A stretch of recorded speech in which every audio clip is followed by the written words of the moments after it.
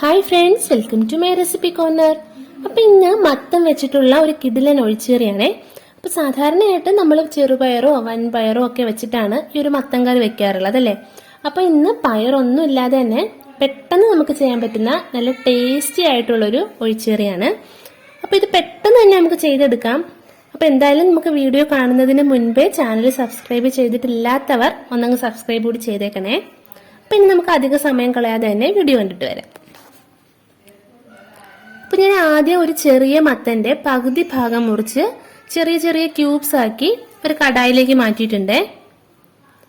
ഇനി ഇതിലേക്ക് ഒരു 10 ചുവന്ന ഉള്ളി ചതച്ചത് ചേർക്കണം. അപ്പൊ ചുവന്ന ഉള്ളി മിസ് ചെയ്യരുത് കേട്ടോ. അപ്പൊ അതാണ് അതിനാ ഒരു കറക്റ്റ് ടേസ്റ്റ് കൊടുക്കുക.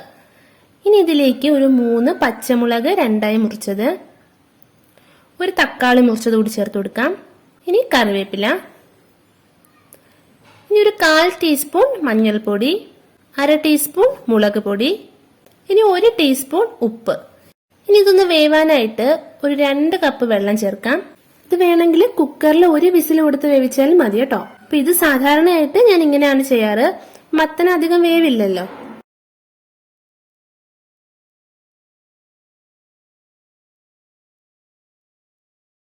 ഇനി ഇത് മൂടി വെച്ചിട്ടൊന്ന് വേവിച്ചെടുക്കണം.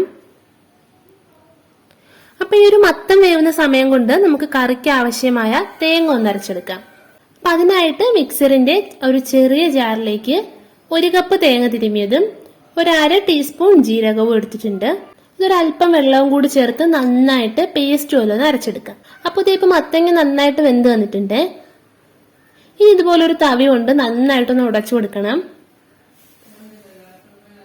അപ്പൊ കുറച്ച് ചെറിയ ചെറിയ പീസസ് ഒക്കെ ഉള്ളതുപോലെ ഒന്ന് അടച്ചെടുക്കാം.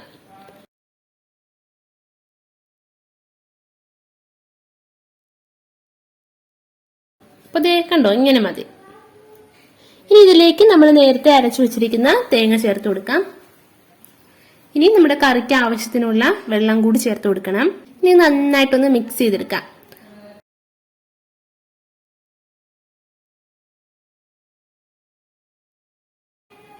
ഇനി നന്നായിട്ടൊന്ന് ചൂടാക്കി എടുക്കണം. അപ്പൊ തിളപ്പിക്കേണ്ട ആവശ്യമില്ല കേട്ടോ, നന്നായിട്ടൊന്ന് ചൂടാക്കി എടുത്താൽ മാത്രം മതി.